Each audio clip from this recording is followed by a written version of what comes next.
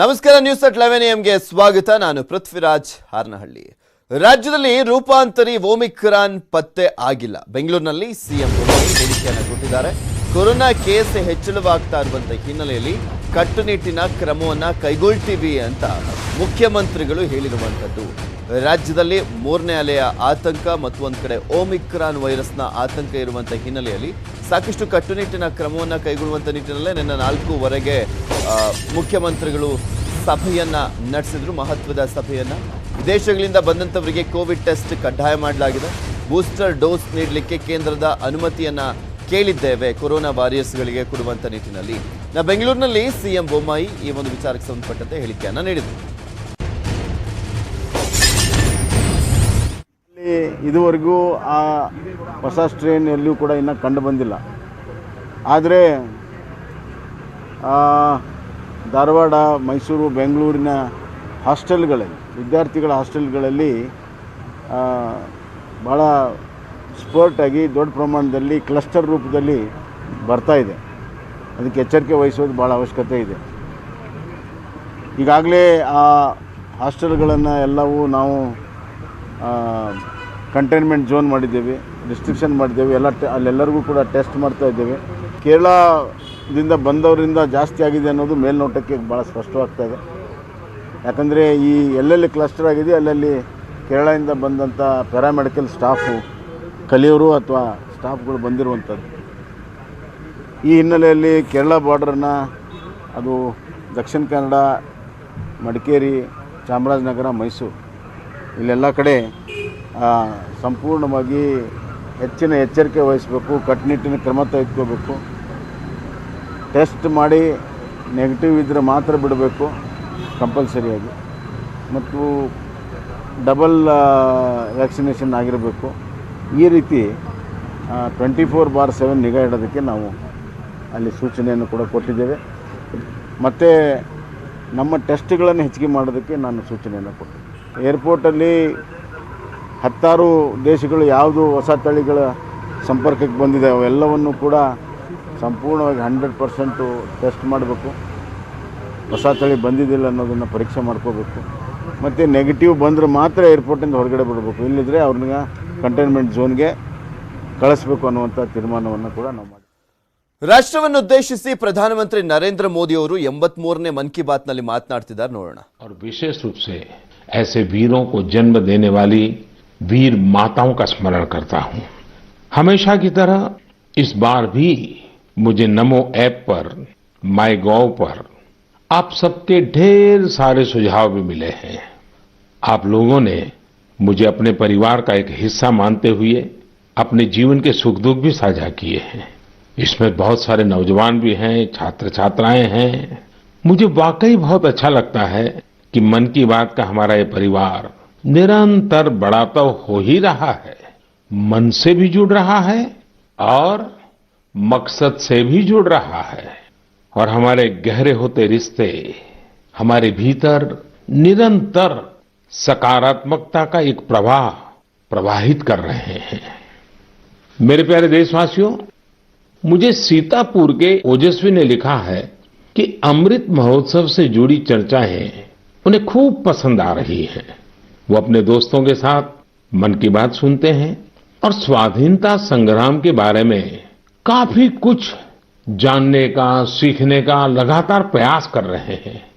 साथियों, अमृत महोत्सव सीखने के साथ ही हमें देश के लिए कुछ करने की भी प्रेरणा देता है.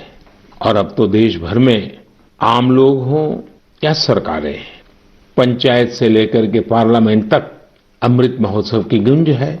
और लगातार इस महोत्सव से जुड़े कार्यक्रमों का सिलसिला चल रहा है. ऐसा ही एक रोचक प्रोग्राम पिछले दिनों दिल्ली में हुआ. आजादी की कहानी, बच्चों की जुबानी. कार्यक्रम में बच्चों ने स्वाधीनता संग्राम से जुड़ी गाथाओं को पूरे मनोभाव से प्रस्तुत किया. खास बात ये भी रही कि इसमें भारत के साथ ही नेपाल, मॉरिशस, तंजानिया, न्यूजीलैंड और फिजी के स्टूडेंट्स भी शामिल हुए. हमारे देश का महारत्न ओएनजीसी भी कुछ अलग तरीके से अमृत महोत्सव मना रहा है. ओएनजीसी इन दिनों ऑयल फील्ड्स में अपने स्टूडेंट्स के लिए स्टडी टूर का आयोजन कर रहा है।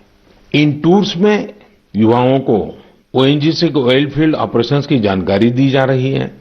उद्देश्य ये कि हमारे उभरते इंजीनियर राष्ट्र निर्माण के प्रयासों में पूरे जोश और जुनून के साथ हाथ बटा सके। साथियों, आजादी में अपने जनजातीय समुदाय के योगदान को देखते हुए देश ने जनजातीय गौरव सप्ताह भी मनाया है। देश के अलग अलग हिस्सों में इससे जुड़े कार्यक्रम भी हुए। अंडमान निकोबार द्वीप समूह में जारवा और ओंगे ऐसे जनजातीय समुदाय के लोगों ने अपनी संस्कृति का जीवंत प्रदर्शन किया।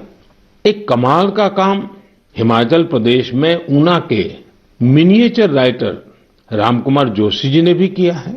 उन्होंने पोस्टेज स्टैम्प पर यानी इतने छोटे से पोस्टेज स्टैम्प पर नेताजी सुभाष चंद्र बोस और पूर्व प्रधानमंत्री लाल बहादुर शास्त्री जी के अनोखे स्केच बनाए हैं। हिंदी में लिखे राम शब्द पर उन्होंने स्केच तैयार किए, जिसमें संक्षेप में दोनों महापुरुषों की जीवनी को भी उकेरा गया है। मध्य प्रदेश के कटनी से भी कुछ साथियों ने एक यादगार दास्तान गोई कार्यक्रम की जानकारी दी है। इसमें रानी दुर्गावती के अदम्य साहस और बलिदान की यादें ताजा की गई है। ऐसा ही एक कार्यक्रम काशी में हुआ। गोस्वामी तुलसीदास, संत कबीर, संत रैदास, भारतेंदु हरिश्चंद्र, मुंशी प्रेमचंद और जयशंकर प्रसाद जैसी महान विभूतियों के सम्मान में 3 दिनों के महोत्सव का आयोजन किया गया। अलग अलग कालखंड में इन सभी की देश की जन जागृति में बहुत बड़ी भूमिका रही है। आपको ध्यान होगा, मन की बात के पिछले एपिसोड्स के दौरान मैंने 3 प्रतियोगिताओं का उल्लेख किया था, कंपटीशन की बात कही थी। एक, देशभक्ति के गीत लिखना, देशभक्ति से जुड़ी, आजादी के आंदोलन से जुड़ी घटनाओं की रंगोली बनाना और हमारे बच्चों के मन में भव्य भारत के सपने जगाने वाली लोरी लिखी जाए। मुझे आशा है कि इन प्रतियोगिताओं के लिए भी आप जरूर एंट्री भी भेज चुके होंगे, योजना भी बना चुके होंगे और अपने साथियों से चर्चा भी कर चुके होंगे। मुझे आशा है बढ़ चढ़ करके हिंदुस्तान के हर कोने में इस कार्यक्रम को आप जरूर आगे बढ़ाएंगे। मेरे प्यारे देशवासियों, इस चर्चा से अब मैं आपको सीधे वृंदावन लेकर चलता हूं। वृंदावन के बारे में कहा जाता है कि ये भगवान के प्रेम का प्रत्यक्ष स्वरूप है। हमारे संतों ने भी कहा है, यह आशा धरी चित्त में, यह आशा धरी चित्त में कहत जथा मति मोर, वृंदावन सुख रंग गौ, वृंदावन सुख रंग गौ, काहू न पायो और। यानी वृंदावन की महिमा हम सब अपने अपने सामर्थ्य के हिसाब से कहते जरूर हैं, लेकिन वृंदावन का जो सुख है, यहाँ का जो रस है, उसका अंत कोई नहीं पा सकता। वो तो असीम है। तभी तो वृंदावन दुनिया भर के लोगों को अपनी तरफ आकर्षित करता रहा है। इसकी छाप आपको दुनिया के कोने कोने में मिल जाएगी। पश्चिमी ऑस्ट्रेलिया में एक शहर है पर्थ। क्रिकेट प्रेमी लोग इस जगह से भली भांति परिचित होंगे, क्योंकि पर्थ में अक्सर क्रिकेट मैच होते रहते हैं। पर्थ में एक सेक्रेड इंडिया गैलरी, इस नाम से एक आर्ट गैलरी भी है। यह गैलरी स्वान वैली के एक खूबसूरत क्षेत्र में बनाई गई है और ये ऑस्ट्रेलिया की एक निवासी जगत तारिणी दासी जी के प्रयासों का नतीजा है।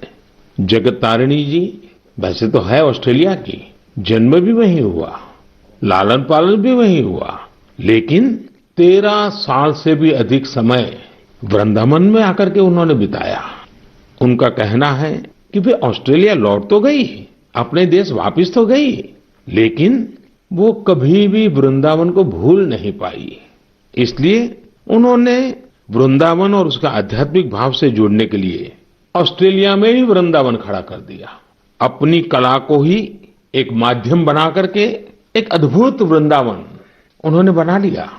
यहां आने वाले लोगों को कई तरह की कलाकृतियों को देखने का अवसर मिलता है। उन्हें भारत के सर्वाधिक प्रसिद्ध तीर्थस्थलों वृंदावन, नवाद्वीप और जगन्नाथपुरी की परंपरा और संस्कृति की झलक देखने को मिलती है। यहाँ पर भगवान कृष्ण के जीवन से जुड़ी कई कलाकृतियां भी प्रदर्शित की गई हैं। एक कलाकृति ऐसी भी है जिसमें भगवान कृष्ण ने गोवर्धन पर्वत को अपनी छोटी उंगली पर उठा रखा है, जिसके नीचे वृंदावन के लोग आश्रय लिए हुए हैं। जगत तारिणी जी का यह अद्भुत प्रयास वाकई हमें कृष्ण भक्ति की शक्ति का दर्शन कराता है। मैं उन्हें इस प्रयास के लिए बहुत बहुत शुभकामनाएं देता हूं। मेरे प्यारे देशवासियों, अभी मैं ऑस्ट्रेलिया के पर्थ में बने ಮತ್ತಷ್ಟು ಸುದ್ದಿಯನ್ನು ನಿಮ್ಮ ಮುಂದೆ ಇಡ್ತಾ ಹೋಗ್ತೀನಿ, ಆದರೆ ಅದಕ್ಕೂ ಮುಂಚೆ ಒಂದು ಸ್ಮಾಲ್ ಬ್ರೇಕ್.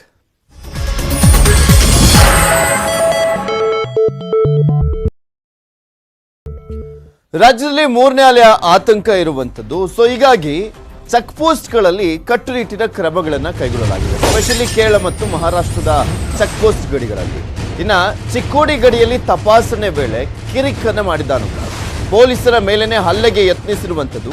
ಪ್ರಯಾಣಿಕ ಗಡಿಯಲ್ಲಿ ವಾಹನ ತಡೆದಿರುವಂಥದ್ದು ಪೊಲೀಸರು ಅವರ ಮೇಲೆ ಹಲ್ಲೆಗೆ ಯತ್ನವನ್ನ ಮಾಡಿದ್ದಾರೆ. ಸರ್ಕಾರದಿಂದ ರೂಲ್ಸ್ ಜಾರಿಯಾಗಿದೆ, ಕಟ್ಟುನಿಟ್ಟಿನ ಕ್ರಮವನ್ನು ಕೈಗೊಳ್ಳಬೇಕು. ಮಹಾರಾಷ್ಟ್ರದಿಂದ ಬರುವಂಥವರನ್ನ ಅವರು 2 ಲಸಿಕೆಯನ್ನು ತಗೊಂಡಿದ್ದಾರಾ ಅನ್ನೋದ್ರ ಬಗ್ಗೆ ಅವರು ಒಂದು ಸರ್ಟಿಫಿಕೇಟ್ ಅನ್ನು ತೋರಿಸಬೇಕು, ಮತ್ತೆ RT-PCR ನೆಗೆಟಿವ್ ರಿಪೋರ್ಟ್ ಇರಬೇಕು. ಆದರೆ ಅದ್ಯಾವುದನ್ನು ಕೂಡ ತೋರಿಸಿಲ್ಲ. ಕೊಲ್ಲಾಪುರದ ಡಾಕ್ಟರ್ ಸ್ವಾಮಿ ನಂದಿಮಠ ಎಂಬಾತನಿಂದ ಹಲ್ಲೆಗೆ ಯತ್ನವನ್ನು ಮಾಡಲಾಗಿದೆ. ಪೊಲೀಸ್ ಸಿಬ್ಬಂದಿಗೆ ಅವಾಚ್ಯವಾಗಿ ಬೈದಿದ್ದಾನೆ ಈ ಪ್ರಯಾಣಿಕ. ಚಿಕ್ಕೋಡಿ ತಾಲೂಕಿನ ಕೋಗನಹಳ್ಳಿ ಚೆಕ್ ಪೋಸ್ಟ್ ನಲ್ಲಿ ನಡೆದಿರುವಂತಹ ಘಟನೆ ಇದು. ನಿಮಗೆ ತೋರಿಸ್ತಾ ಇದೀವಿ ಆ ದೃಶ್ಯಾವಳಿಯನ್ನ ಕೂಡ. ಬುದ್ಧಿವಂತರು ಯಾಕೆ ಈ ರೀತಿಯಾಗಿ ದಟ್ ಕೆಲಸ ಮಾಡ್ತಾರೋ ಗೊತ್ತಿಲ್ಲ. ಪಾಪ ಪೊಲೀಸರು ಅವ್ರ ಕೆಲಸ ಮಾಡ್ಲಿಕ್ಕೂ ಬಿಡೋದಿಲ್ಲ. ಅವ್ರನ್ನ ಏನ್ ಕೇಳ್ತಾ ಇದ್ದಾರೆ? ಅವರು ಸರ್ಕಾರ ಹೇಳಿರುವಂತ ಡಾಕ್ಯುಮೆಂಟ್ಸ್ ಗಳನ್ನ ತೋರಿಸಿದ್ರೆ ಸಾಕು, ಬಿಟ್ಟು ಕಳಿಸ್ತಾರೆ. ಆದ್ರೆ ಅದನ್ನ ತೋರ್ಸದ್ ಬಿಟ್ಟು ಕಿರಿಕ್ ಮಾಡ್ಕೊಂಡು ಕೂತಿದ್ದ ಅಲ್ಲೊಬ್ಬ ಬಂದಿದ್ದಂತ ವ್ಯಕ್ತಿ. ಕಿರಿಕ್ ಮಾಡಿದಂತ ಡಾಕ್ಟರ್ನ ಚೆಕ್ ಪೋಸ್ಟ್ ನಲ್ಲಿ ಕೂರಿಸಿದ್ದಾರೆ ಕಾಕಿ ಪಡೆಯವರು.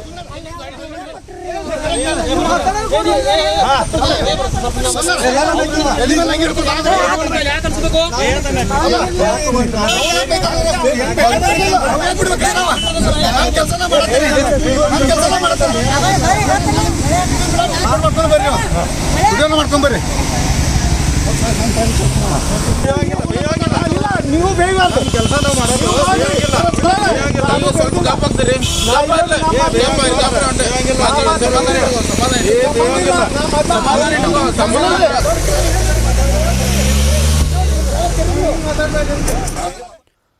ಮತ್ತು ಒಂದ್ ಕಡೆ ಆನೇಕಲ್ನಲ್ಲಿ ಮಾಸ್ಕ್ ಧರಿಸದವರಿಗೆ ವಾರ್ನಿಂಗ್ ಕೊಡಲಾಗ್ತಾ ಇತ್ತು. ಚೆಕ್ ಪೋಸ್ಟ್ ಸಿಬ್ಬಂದಿಯಿಂದ ವಾರ್ನಿಂಗ್ ಅನ್ನ ನೀಡಲಾಗ್ತಿತ್ತು. ಮಾಸ್ಕ್ ಧರಿಸುವಂತೆ ವಾಹನ ಸವಾರರಿಗೆ ಪೊಲೀಸರು ಸೂಚನೆ ಕೊಡ್ತಾ ಇದ್ದಾರೆ. ಯಾಕೆಂದ್ರೆ ಮೂರನೇ ಅಲೆ ಭಯ, ಆತಂಕ ಎಲ್ಲ ಕಡೆ ಮನೆ ಮಾಡಿದೆ. ಒಮಿಕ್ರಾನ್ನ ಒಂದು ವೈರಸ್ನ ಭೀತಿ ಕೂಡ ಶುರುವಾಗಿರುವಂಥದ್ದು. ಬೇರೆ ದೇಶಗಳಲ್ಲಿ ಈಗ ಆಲ್ರೆಡಿ ಮೂರನೇ ಅಲೆ ಬಂದಿರುವಂಥದ್ದು. ನಮ್ಮ ದೇಶದಲ್ಲಿ ಅದು ಬರಬಾರ್ದು ಅಂದರೆ ಕಟ್ಟುನಿಟ್ಟಿನ ಕ್ರಮವನ್ನು ಕೈಗೊಳ್ಳುವಂತೆ ಸೂಚನೆ ನೀಡಲಾಗಿದೆ. ಅದನ್ನು ಪಾಲಿಸ್ರಪ್ಪ ಅಂದರೆ ಅದಕ್ಕೂ ಕೂಡ ಕಿರಿಕ್ ತೆಗಿತಾರೆ ನಮ್ಮ ಜನ. ವೇಳೆ ಮಾಸ್ಕನ್ನು ಹಾಕಿ ಅಂತ ಪೊಲೀಸರು ಹೇಳಿದ್ದಾರೆ. ಈ ಸಂದರ್ಭದಲ್ಲಿ ಕಿರಿಕನ್ನು ಮಾಡಿರುವಂಥದ್ದು. ವಾಹನ ಅಡ್ಡ ಹಾಕಿ ಮಾಸ್ಕನ್ನು ಹಾಕಿ ಅಂತ ಹೇಳಿದ್ದಕ್ಕೆ ಆವಾಜನ್ನು ಬಿಟ್ಟಿದ್ದಾನೆ ಅಲ್ಲೊಬ್ಬ. ಕೊನೆಗೆ ಮಾಸ್ಕ್ ಅನ್ನ ಧರಿಸಿ ಹೊರಟಿದ್ದಾನೆ ಬೈಕ್ ಸವಾರ. ಇವನು 1 ಗಂಟೆ ಕೂರಿಸ್ಬೇಕಾಯ್ತು ಸರಿಯಾಗಿರೋದು.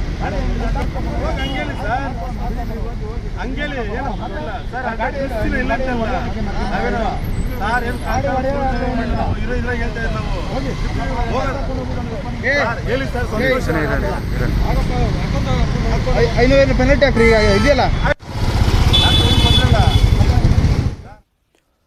ಕೊರೋನಾ ಜಾಗೃತಿ ಬಗ್ಗೆ ನ್ಯೂಸ್ 18 ನೆಟ್ವರ್ಕ್, ಫೆಡರಲ್ ಬ್ಯಾಂಕ್ ಸಹಯೋಗದೊಂದಿಗೆ ಇಡೀ ದೇಶದಾದ್ಯಂತ ಅಭಿಯಾನವನ್ನು ಮಾಡ್ತಾ ಇದೆ. ಇದರ ಮುಂದುವರೆದ ಭಾಗವಾಗಿ ವಾಟ್ಸ್ಆಪ್ ಮೂಲಕ ಕೂಡ ನೀವು ಪರಿಹಾರವನ್ನು ಕಂಡುಕೊಳ್ಬಹುದು. ಕೊರೋನಾ ಗೊಂದಲದ ನಿಮ್ಮ ಪ್ರಶ್ನೆಗಳಿಗೆ ನಿಮಗೆ ಉತ್ತರ ಸಿಗುತ್ತೆ. ನಮ್ಮ ವಾಟ್ಸ್ಆಪ್ ನಂಬರ್ ಅನ್ನು ತೋರಿಸ್ತಾ ಇದ್ದೀವಿ, 7977773753. ಈ ನಂಬರ್ಗೆ ನಿಮ್ಮ ಪ್ರಶ್ನೆ ಏನು ಅಂತ ಕಳಿಸಿ. ಈ ನಂಬರಿಂದ ನಿಮಗೆ ಉತ್ತರ ಬರುತ್ತೆ. ಇದಿಷ್ಟೇ ಅಲ್ಲ, ಹೆಚ್ಚಿನ ಮಾಹಿತಿಗಾಗಿ ನಿಮ್ಮ ಸ್ಕ್ರೀನ್ ಮೇಲೆ ಕಾಣಿಸ್ತಾ ಇರುವಂಥ ವೆಬ್ಸೈಟ್ಗೆ ಲಾಗಿನ್ ಆಗಿ ನಿಖರ ಉತ್ತರವನ್ನು ಪಡ್ಕೊಳ್ಳಿ. ಮತ್ತಷ್ಟು ಸುದ್ದಿಯನ್ನು ನಿಮ್ಮ ಮುಂದೆ ಇಡ್ತಾ ಹೋಗ್ತೀನಿ, ಆದರೆ ಅದಕ್ಕೂ ಮುಂಚೆ ಒಂದು ಸ್ಮಾಲ್ ಬ್ರೇಕ್.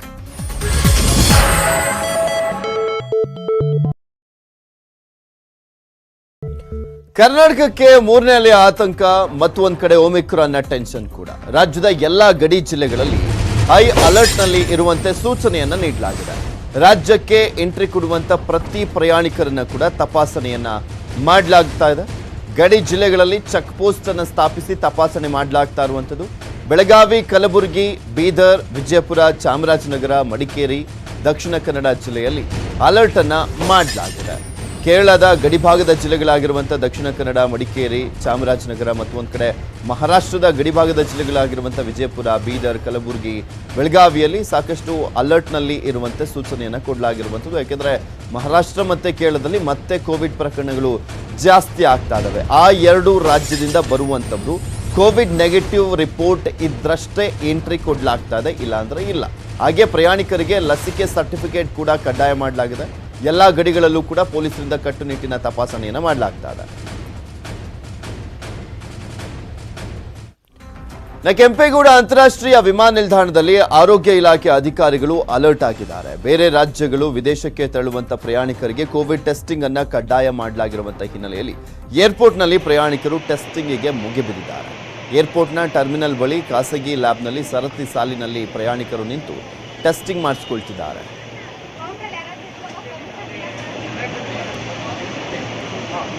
ಪ್ರಯಾಣಿಕರು ಟೆಸ್ಟಿಂಗ್ ಮಾಡಿಸ್ಕೊಳ್ತಾ ಇರುವಂತಹ ವಿಚಾರದ ಬಗ್ಗೆ, ಹಾಗೆ ಯಾವ ರೀತಿಯಾಗಿ ಕಟ್ಟುನಿಟ್ಟಿನ ಕ್ರಮವನ್ನು ಕೈಗೊಳ್ಳಲಾಗಿದೆ ಅನ್ನೋದ್ರ ಬಗ್ಗೆ ನಮ್ಮ ಪ್ರತಿನಿಧಿ ಮನುಕುಮಾರ್ ಅಲ್ಲಿ ಪ್ರತ್ಯಕ್ಷ ವರದಿಯನ್ನು ನೀಡಿದ ನೋಡ್ಕೊಳ್ಳೋಣ. ದೇಶದೆಲ್ಲೆಡೆ ಏನು ಕೊರೋನಾ ರೂಪಾಂತರ ವೈರಸ್ನ ಆತಂಕ ಮನೆ ಮಾಡಿರುವ ಹಿನ್ನೆಲೆಯಲ್ಲಿ ಕೆಂಪೇಗೌಡ ಅಂತಾರಾಷ್ಟ್ರೀಯ ವಿಮಾನ ನಿಲ್ದಾಣದಲ್ಲೂ ಸಹ ಏನೋ ಒಂದು ಹೆಚ್ಚಿನ ಪರೀಕ್ಷೆಗೆ ಒಳಪಡಿಸಿರುವಂಥದ್ದು. ಏನು ಕೇರಳ ಮತ್ತು ಮಹಾರಾಷ್ಟ್ರ ಅಥವಾ ಇತರೆ ವಿದೇಶಗಳಿಗೆ ಹೊರಡುವಂಥ ಪ್ರಯಾಣಿಕರು ಬೆಳಗ್ಗೆ ಒಂದು ಟೆಸ್ಟಿಂಗ್ಗೆ ಮುಗಿಬಿದ್ದಿರುವಂಥದ್ದು ನೀವು ದೃಶ್ಯದಲ್ಲಿ ನೋಡ್ಬೋದು.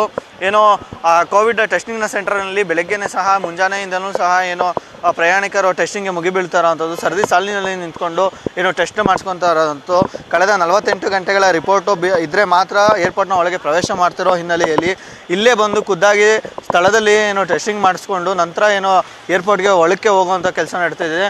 ಏನೋ ಜನರು ಏನೋ ಟೆಸ್ಟಿಂಗ್ನ ಮಾಡಿಸ್ಕೊಂಡು ಏನೋ RT-PCR ಸಹ ಇಲ್ಲಿ ಮಾಡಿಸ್ಕೊಂಡು ನಂತರ ಇಲ್ಲೇ ಸ್ವಲ್ಪ ಹೊತ್ತು ಕಾದು ನಂತರ ಏರ್ಪೋರ್ಟ್ನ ಒಳಗೆ ಪ್ರವೇಶ ಮಾಡುವಂಥದ್ದು ನೀವು ವಿಜುವಲ್ಸ್ನಲ್ಲಿ ನೋಡ್ಬೋದು. ಬೆಳಗ್ಗೆಯಿಂದಲೂ ಸಹ ಬಂದು ಇಲ್ಲಿ ಕಾದು ಕುಳಿತುಕೊಂಡು ಟೆಸ್ಟಿಂಗ್ನ ಮಾಡಿಸ್ತಾ ಇರೋವಂಥದ್ದು. ಟೆಸ್ಟಿಂಗ್ ಮಾಡಿಸಿದ ನಂತರ ಕೆಲ ಗಂಟೆಗಳ ಕಾಲ ಏನೋ ರಿಪೋರ್ಟ್ಗಾಗಿ ಕಾಯಬೇಕಾದಂಥ ಸ್ಥಿತಿ ಇರುವಂಥದ್ದು. ಏರ್ಪೋರ್ಟ್ನಲ್ಲಿ ಏನೋ ಹೊಸ ರೂಪಾಂತರಿ ವೈರಸ್ನ ಹಿನ್ನೆಲೆಯಲ್ಲಿ ಏನು ಕಟ್ಟುನಿಟ್ಟಿನ ಕ್ರಮ ಮಾಡ್ತಾ ಇರೋವಂಥದ್ದು. ಅಧಿಕಾರಿಗಳು ಸಹ ಮುನ್ನೆಚ್ಚರಿಕೆ ಕ್ರಮವಾಗಿ ಬಂದಂಥ ಎಲ್ಲ ಪ್ರಯಾಣಿಕರನ್ನು ಸೂಕ್ಷ್ಮವಾಗಿ ಗಮನಿಸಿ ಏನಾದರೂ ಆರೋಗ್ಯದಲ್ಲಿ ಏರುಪೇರಿದ್ರೆ ಅಥವಾ ಅನುಮಾನಗಳಿದ್ದರೆ ಅವರನ್ನು ಏನೋ ಪರೀಕ್ಷೆಗೆ ಕಡ್ಡಾಯವಾಗಿ ಒಳಪಡುವಂಥದ್ದು. ಏನೋ ಒಟ್ಟಾರೆ ರಾಜ್ಯದಲ್ಲಿ ಹೊಸ ವೈರಸ್ನ ಆತಂಕ ಇರುವ ಹಿನ್ನೆಲೆಯಲ್ಲಿ ಕೆಂಪೇಗೌಡ ಅಂತಾರಾಷ್ಟ್ರೀಯ ವಿಮಾನ ನಿಲ್ದಾಣದಲ್ಲಿ ಕಟ್ಟುನಿಟ್ಟಿನ ಕ್ರಮಕ್ಕೆ ಮುಂದಾಗಿರುವಂಥದ್ದು. ಎಲ್ಲ ಪ್ರಯಾಣಿಕರನ್ನು ಪರೀಕ್ಷೆಗೆ ಒಳಪಡಿಸ್ತಿರುವಂಥದ್ದು. Manukumar HK, Devanahalli airport. ದೇಶದ ಎಲ್ರಿಗೂ ಕೊರೋನಾ ವ್ಯಾಕ್ಸಿನ್ ಸಿಗಬೇಕೆಂಬುದು ನೆಟ್ವರ್ಕ್ 18ನ ಆಶಯ. ಫೆಡರಲ್ ಬ್ಯಾಂಕ್, ಅಪೋಲೋ ಸಹಯೋಗದೊಂದಿಗಿನ ನೆಟ್ವರ್ಕ್ 18ನ ಈ ಆಶಯಕ್ಕೆ ದೇಶವ್ಯಾಪಿ ಬಲ ಸಿಕ್ಕಿದೆ. ಎಲ್ರಿಗೂ ವ್ಯಾಕ್ಸಿನ್ ಅನ್ನುವಂಥ ಜಾಗೃತಿ ಮೂಡಿದೆ.